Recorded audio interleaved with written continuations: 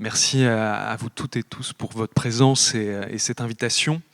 Donc effectivement, moi je suis plutôt metteur en scène, comme tu le disais, et je pilote l'école parallèle imaginaire, qui produit à la fois des projets dans des théâtres, dans des musées, dans l'espace public.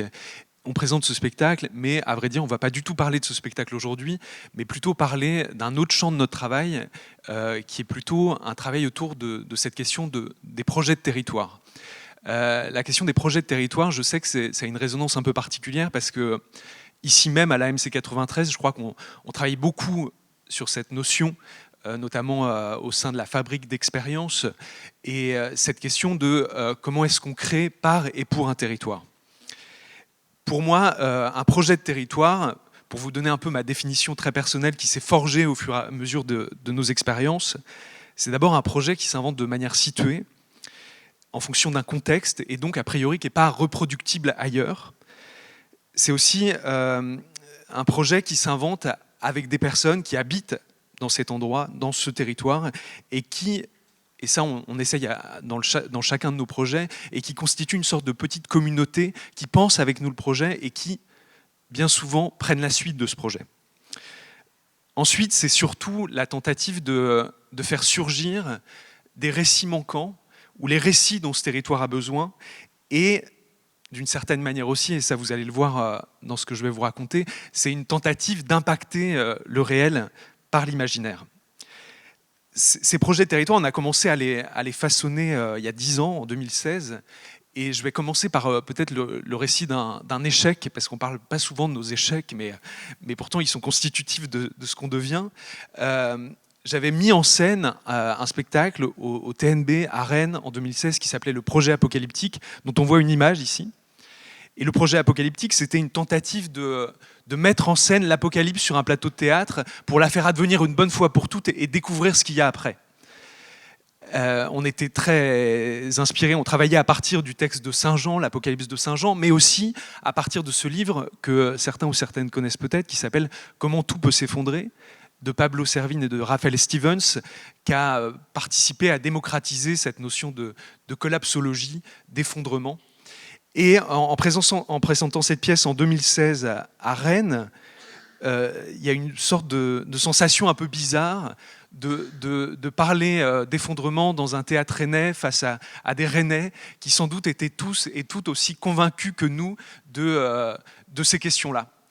Et de manière générale, je me suis rendu compte à ce moment-là que le théâtre était très peu puissant dès qu'il s'agissait d'émettre un message didactique, qui pouvait devenir très vite moralisateur dès qu'il parlait notamment d'écologie. Et donc peu à peu est née cette question, comment est-ce que, à défaut de produire du discours sur l'écologie, comment est-ce que le théâtre pouvait fabriquer les solidarités dont on avait besoin aujourd'hui ou demain? C'est-à-dire comment le théâtre était d'une certaine manière actif dans la fabrication de ces liens qui vont nous permettre de façonner d'ores et déjà le monde dans lequel on vit, et d'autant plus le monde d'après, celui vers lequel on va. À ce moment-là, on a commencé à mener un premier projet. Là, je vais vous raconter trois expériences qui ont modelé une façon de penser justement la création située. En 2016, on a commencé, à partir de ces questions-là, à travailler sur un premier projet qui s'appelait le radeau utopique. Le radeau utopique, c'était un projet autour de la notion d'utopie. Alors peut-être que vous connaissez d'où ça vient, mais le mot utopie est né dans un texte de Thomas More, qui est un humaniste anglais, qui en 1516 a écrit un livre qui s'appelle « La nouvelle île d'utopie ou la meilleure forme de gouvernement politique ». Et dans ce livre, il raconte qu'il y aurait une société idéale qui serait basée sur une île en Atlantique Sud. Et cette île, on s'est rendu compte que personne n'était vraiment parti à sa recherche depuis 1516. Alors voilà, certains pensent qu'elle est imaginaire, d'autres pensent qu'elle est bien réelle. Et donc, avec une petite communauté d'artistes, d'architectes, de cartographes, on a bâti un radeau. Un radeau qui avait pour mission, justement, de partir à la recherche de cette île. Donc c'est un projet qui s'est inventé avec un territoire assez élargi, entre Rennes et Saint-Malo. Là, c'est la carte de nos escales, on ne la voit pas extrêmement bien, mais en fait, c'est un projet qui s'est construit avec une dizaine de communes, de villes, qui étaient partenaires de l'expédition et dans lesquelles on s'arrêtait à l'aller là, c'est notamment quelques images de notre départ de Rennes en 2016. Alors au départ, on était tiré par un cheval de trait parce qu'on partait sur ce canal d'Illérance et donc il y avait ces fameux chemins de halage. Peu à peu, on a travaillé avec des perches, on a ramé et puis jusqu'à ce que des voiles apparaissent. On faisait d'abord escale dans toutes ces communes et on avait inventé un certain nombre de dispositifs pour aller à la rencontre des habitantes et des habitants de ces lieux, à la fois avec l'idée de se dire comment est-ce qu'on peut localiser cette île et comment est-ce qu'on peut aussi finalement essayer de nommer les utopies des territoires qu'on traversait. Donc il y avait parmi ces dispositifs un bureau de cartographie imaginaire, une chorale intercommunale, on avait aussi une radio embarquée qui émettait à heure fixe tous les jours, et puis il y avait surtout une sorte de fête d'adieu où on invitait justement tous les habitants de la commune à venir fêter notre départ et on invitait les élus de la commune à faire des discours sur ce radeau, une façon d'ancrer justement cette quête utopique dans la réalité. Et voilà, là c'est notre grand départ en mer à Saint-Malo. Après avoir descendu pendant 45 jours le canal d'Illérance, donc on a mis à peu près 45 jours pour descendre ce canal qui fait à peu près 80 km de long, ce qu'on fait à peu près en 1 heure en voiture. Donc c'était une expérience de la lenteur très très très très forte, de découvrir ces paysages par le biais de ce radeau qui, on l'a su après, pesait 4 tonnes et qui avançait à 900 mètres par heure. 9 mois plus tard, on est revenu. Après avoir sillonné des mers réelles et des mers imaginaires, on est revenu dans chacune de ces communes pour raconter ce qu'on a découvert, à la fois sous la forme d'un film dont on voit ici quelques images, sous la forme d'un livre également, et sous la forme d'un spectacle qui se jouait sur ce radeau, qui était finalement une scène de théâtre flottante. En tout cas, sur le long du chemin, ce qu'on a pu observer, c'est que cette question de l'utopie, en fait, elle était très incarnée. Dans toutes les communes qu'on a traversées, qui étaient parfois des communes de 300 habitants, parfois de 1000 habitants, il y avait toujours un petit groupe de gens qui inventaient ici ce qu'était pour eux leur utopie, ce qu'était pour eux le monde dans lequel ils voulaient vivre. Et d'une certaine manière, le radeau, il a relié ces communautés et il en a fabriqué une qui rassemblait toutes ces communautés. Il y a une petite chose que j'aime bien raconter parce que ça participe justement de l'idée de ces projets de territoire, c'est comment l'imaginaire impacte véritablement le réel. Notre utopie à nous, c'était de se dire, ce projet, voilà, il nécessite 2 ans de travail, il faudrait que tout le monde soit salarié ou payé. Et on avait réussi à réunir dans une salle l'entièreté des élus de toutes les collectivités concernées pour leur raconter le projet et leur présenter le budget du projet. Le budget du projet, il apparaissait uniquement sous la forme des dépenses. Enfin, en tout cas, voilà, les recettes n'apparaissaient pas. Et à l'issue de cette petite présentation, on leur a dit, bah voilà, si vous voulez embarquer sur le projet, si vous voulez que le projet se fasse, il faut que vous preniez une petite carte d'embarquement, que vous notiez le montant que vous êtes à même de mettre dans ce projet, et peut-être qu'avec les contributions de chacun, il peut exister. Alors du coup, voilà, il y a une petite commune de Saint-Judos qui a mis 300 € parce que c'était ce qu'ils pouvaient mettre. Le département a mis 17 000 €, le département d'Ille-et-Vilaine. Le budget s'est monté petit à petit comme ça. Quelques jours après notre retour de ce fameux radeau utopique, de la fin de l'expédition, on a découvert dans une petite gazette locale, le Petit Bleu, dans les Côtes-d'Armor, un petit article qui consignait les échanges dans le conseil municipal de Saint-Judos, cette petite commune qui avait mis 300 €. Et les échanges tournaient autour de la question de faut-il ou non financer l'utopie à partir justement de ce projet. Et le maire était devenu minoritaire dans son conseil municipal. Et du coup, les autres conseillers ont fini par voter que non, la commune devait financer la réalité et non pas l'utopie, et donc ne devait pas financer ce projet de radeau utopique. Et le maire a fini par décider de verser, à partir de ses indemnités de maire, les 300 € qu'il devait au projet. En tout cas, voilà, doit-on ou non financer l'utopie? Je pense que c'est une des questions peut-être des plus urgentes parmi celles que je connais.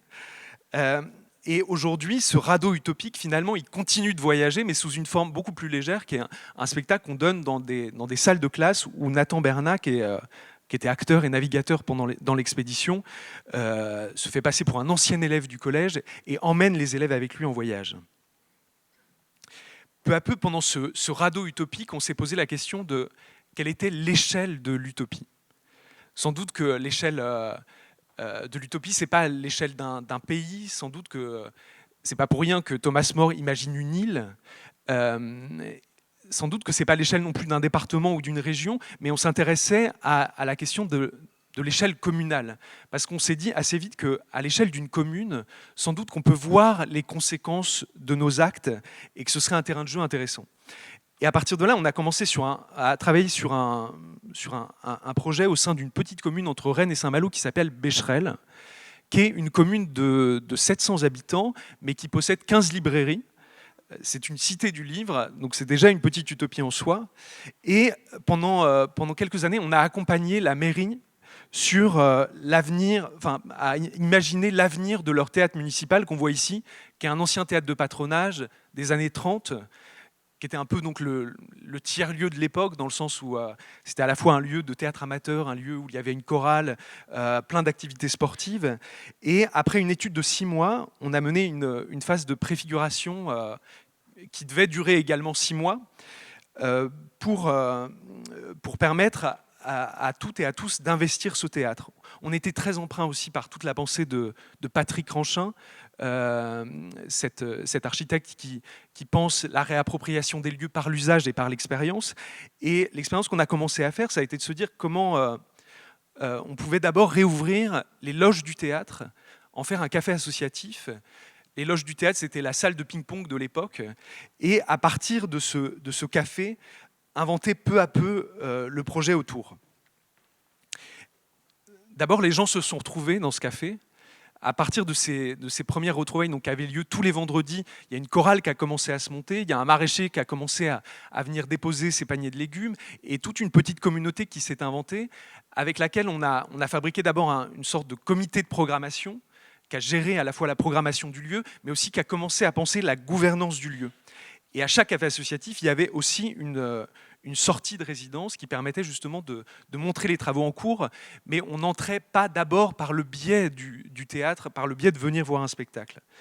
Lors d'un de ces cafés, on nous a apporté donc ça c'est le café justement, on nous a apporté une image, qui est celle-ci, où on voit en fait Louis Jouvet, je ne sais pas si vous le reconnaissez, qui est en fait sur la scène du théâtre de Becherel. Il est venu visiter Becherel dans les années 50, il était alors inspecteur de la décentralisation théâtrale, et juste à côté de lui, il y a un gendarme, en fait c'est un figurant, c'est monsieur, on l'a appris plus tard, c'est monsieur Defouille, qui était couvreur du village, et qui participait aux répétitions de la Comédie de l'Ouest. Et cette image, elle est devenue un peu emblématique pour nous, autour de la question de comment est-ce qu'on peut justement faire se rencontrer à la fois une exigence artistique et une exigence démocratique. Peu à peu, de cette expérience-là est né ce qu'on a appelé le théâtre paysage de Becherel, justement un théâtre qui s'invente par et pour un paysage, qui s'invente d'abord comme un camp de base et qui peut rayonner sur l'autour, notamment parce que le théâtre était inchauffable, donc on était obligé de le considérer juste comme un lieu de rendez-vous et pas comme le lieu où il s'agissait de faire des choses. Donc on pourrait raconter beaucoup de choses sur cette expérience parce que ça a duré 4 ans, mais moi je voulais juste en raconter peut-être une qui va aussi dans le sens de ce que j'essaye de vous dire. C'est qu'au tout début du projet, justement, on a essayé de mettre en récit ce qu'on allait faire, notamment lors d'une journée d'inauguration. Et il y a eu ce moment un peu particulier qui était que... Ah. Je pense qu'on peut baisser le son. Vous êtes prêts ? Vous êtes prêts ? Très bien. Où justement, il y avait l'idée de se dire ce théâtre, en fait, il est relié aux alentours, il est relié au paysage qu'il constitue, et donc de faire tomber ce mur qui séparait du champ derrière, et on a imaginé tout un tir à la corde géant pour faire tomber ce mur. Donc là, évidemment, la chose était un tout petit peu mise en scène. Et ce mur, qui était à la fois une action très concrète et très symbolique, nous a permis beaucoup de choses. C'est-à-dire qu'à l'époque, la maire de cette petite commune de Becherel était quelqu'un plutôt de très à droite. Elle nous regardait un peu d'un œil un peu étrange et en même temps, elle voyait bien qu'il y avait une sorte d'engouement populaire qui faisait que c'était compliqué d'aller contre. Au moment où le mur est tombé, elle est venue nous trouver, les larmes aux yeux, et elle nous a dit « Maintenant, vous pouvez me demander ce que vous voulez ». Et je trouve ça important de se dire voilà, comment est-ce qu'un acte symbolique finalement fait fi de toutes les scissions politiques possibles. Je pense qu'à ce moment-là, on aurait dû lui demander beaucoup plus que ce qu'on lui a demandé, mais je trouve ça important de le dire. Alors il se trouve que 4 ans plus tard, pendant 4 ans, on a accompagné la création d'une association pour porter la suite de la gestion du lieu. Ce qui s'est passé, c'est-à-dire que l'association a pris ces quartiers là en 2022. L'expérience a duré ensuite 1 an, et notamment parce que la mairie a décidé d'arrêter le projet, parce qu'ils voyaient cette force collective citoyenne qui gérait à présent le théâtre comme une force politique adverse potentielle. Et donc, ils ont arrêté de conventionner le projet. L'association n'a plus eu la possibilité de continuer à gérer le théâtre, et tout le projet qu'on avait mené pendant 4 ans s'est d'une certaine manière effondré. Mais pendant 4 ans, on a aussi mené un certain nombre d'expériences qui nous ont permis de formuler justement davantage d'outils pour mener ces projets-là. Et notamment, on a été beaucoup accompagné par un livre d'un paysagiste américain qui s'appelle Jackson Brikerhoff, qui est un paysagiste américain qui a écrit notamment un bouquin qui s'appelle « À la découverte du paysage vernaculaire », et dans lequel justement il raconte que le paysage est d'abord pensé et produit par des personnes avant d'être contemplé et apprécié esthétiquement. C'est pas un tableau, un paysage, c'est d'abord des gens qui habitent, qui le façonnent par leurs habitudes. D'ailleurs, il dit ça, et je trouve que c'est vraiment assez beau. Les habitants, la meilleure définition d'habitants, c'est ceux qui ont des habitudes quelque part. Et il propose une distinction entre ce qu'il appelle le paysage politique, qui est produit par le pouvoir, et le paysage vernaculaire, qui est fabriqué localement par les habitants. Et d'une certaine manière, il dit que voilà, tout paysage, en fait, c'est juste la part visible des personnes qui habitent ici depuis longtemps ou encore à présent. Et cette tension, en tout cas, entre paysage politique et paysage vernaculaire, c'est quelque chose qui nous a beaucoup nourri et qui est une tension qui existe dans chacun des projets qu'on mène. Et on a peu à peu fabriqué une méthodologie pour mener ces projets de territoire, notamment avec Léa Müller, qui est paysagiste et qui est exploitante forestière, avec Guillaume Lambert aussi, qui est un auteur et dramaturge, et Guénolé Jézéquel, qui est architecte. C'est-à-dire que ces projets de territoire, peu à peu, on s'est rendu compte qu'ils pouvaient exister par la durée, et que c'était seulement par la durée qu'ils avaient du sens. Et il y a cette formule qu'avait formulée une compagnie qui est assez juste, je pense, c'est 1 an pour arriver, 1 an pour faire, 1 an pour partir. À chaque fois qu'on arrive sur un territoire, on travaille à partir des cartes, mais notamment des cartes géologiques. Et ça, c'est un travail que fait Léa Müller, c'est-à-dire de comprendre le sous-sol et de comprendre toutes les forces agissantes souterraines. On comprend beaucoup de choses. Il y a une étude aussi toponymique des lieux, c'est-à-dire qu'est-ce que les lieux nous disent. Et en fait, ils disent beaucoup de choses. Qu'est-ce que les noms des lieux nous racontent ? Et une étude aussi légendaire des endroits. C'est-à-dire que tous les contes, toutes les légendes qui sont attachées à ces lieux-là, souvent, elles nous racontent aussi beaucoup de choses. Et pour fabriquer ces projets-là, on vient à chaque fois 2 fois 5 jours mener ce qu'on appelle des arpentages, c'est-à-dire qu'on vient marcher dans ces paysages et on demande aux lieux qui nous accueillent de nous faire rencontrer chaque jour un guide ou une guide habitant du territoire pour nous faire partager un regard subjectif sur celui-ci. Et à partir de toute cette polyphonie, ça fait surgir une sorte de mini-diagnostic de territoire qui, à partir duquel fabrique ensuite un projet artistique. Et par exemple, on a fait il y a 1 an et demi un autre projet qui, aussi dans un territoire très rural, à Remouillé, dans l'agglo de Clisson-Sèvres-et-Maine, qui est donc un projet qu'on a inventé avec cette communauté de communes et également le Grand T, le théâtre de Loire-Atlantique. On s'est rendu compte, de par nos arpentages, que en fait, cette communauté de communes était comme scindée en 2. Il y avait toute une partie qui était très proche de Nantes, reliée par le train, et alors qu'il y avait toute une autre partie au sud de la communauté de communes qui était beaucoup plus proche de la Vendée, beaucoup plus rurale, donc beaucoup moins desservie aussi en propositions culturelles.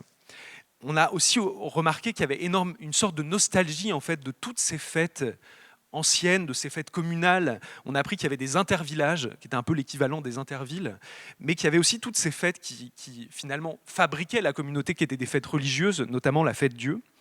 Et à partir de ça, on a commencé à rêver un projet pour cette petite commune de Remouillé, dont on avait rencontré une élue. Et ce projet, ça a été de se dire, finalement, donc c'est plutôt un projet qui se trouve dans le sud de la communauté de communes, qui est plus desservie, mais qui a une quinzaine de kilomètres de Clisson et du fameux Hellfest que vous connaissez peut-être. Et donc à Remouillé, on a inventé l'envers, c'est-à-dire qu'on a inventé le Paradise Fest. Et ça a été l'idée de se dire comment est-ce qu'on peut transformer cette petite commune en paradis le temps d'un week-end et essayer d'une certaine manière de rééquilibrer les forces du bien et du mal sur ce territoire. Et donc voilà quelques images de ce week-end qui était inauguré par un tir à la corde. Alors vous allez me dire, en fait je fais que des tirs à la corde et c'est pas complètement fou. Un tir à la corde entre le Hellfest et le Paradise Fest. Il y avait Ben Barbeau qui était là pour l'occasion et évidemment c'est le Paradis qui a gagné. C'est une fête qu'on a travaillé pendant 9 mois avec un collectif d'habitants et d'habitantes du village, et notamment un groupe d'acteurs et d'actrices amateurs, parce que dans ce coin-là, comme en Bretagne ou dans pas mal de coins, il y a une présence de troupes amateurs assez forte. Et on avait écrit tout un mystère, comme un mystère médiéval, qui racontait l'histoire de Sainte Remou, qui aurait donné ce nom à Remouillé, et qui était joué par ces acteurs et ces actrices amateurs.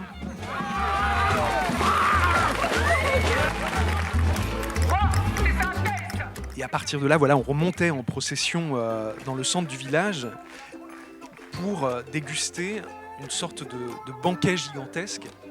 Alors il y avait une espèce de top départ où toutes les tables étaient dressées. Et ça, on va le voir. Je vivrai de votre corps, je serai la chair de votre chair, car vous êtes mon paradis, vous êtes mon au-delà.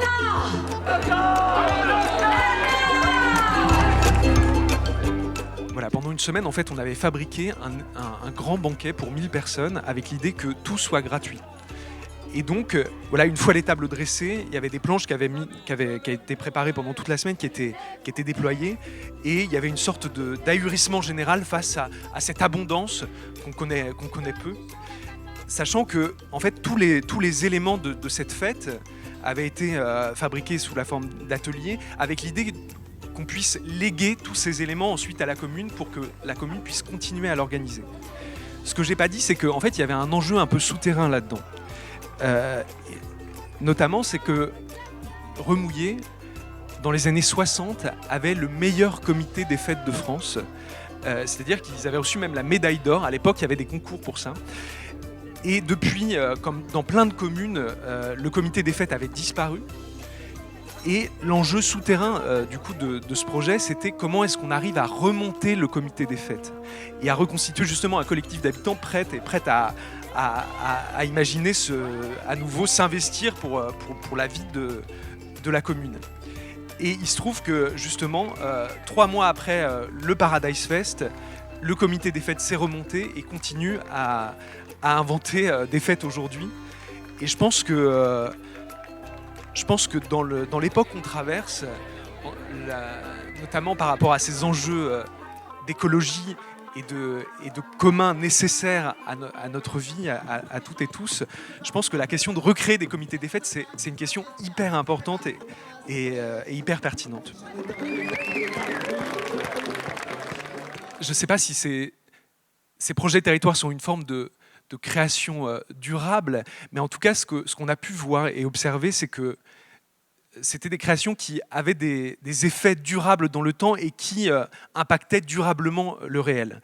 Et pour finir par une petite punchline, parce qu'on nous a dit qu'il fallait mettre des punchlines, c'est cette image d'un autre projet, l'imaginaire vaincra le réel. En tout cas, j'ai l'impression, et particulièrement en ce moment, que la réalité fabrique et façonne beaucoup nos imaginaires. Comment faire en sorte que nos imaginaires façonnent d'autant plus le réel? Voilà, et je m'arrêterai là. Merci beaucoup.